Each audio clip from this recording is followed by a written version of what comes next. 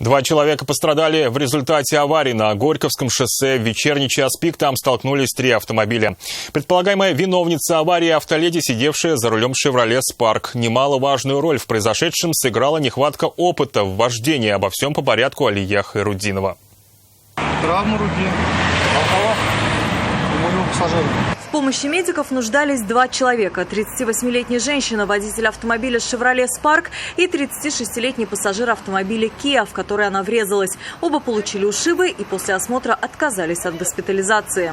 Чтобы не врезаться, то есть пытался увернуться и побольше, наверное, на тормозам. Движение на этом участке дороги было затруднено, и автомобили фактически стояли на месте. Как установили автоинспекторы, автоледи не выбрала безопасный боковой интервал и столкнулась с едущим рядом Kia Ceed. После первого удара «Шевроле» откинула на Land Rover. Затем микролитражку развернула и отбросила в отбойник. Как рассказал муж автоледи, девушка попросту не справилась с управлением. Сказался небольшой стаж вождения. Свою вину женщина полностью признала. Алия Хайрудинова, Айрат Назипов, Константин Бушуев. Вызов 112.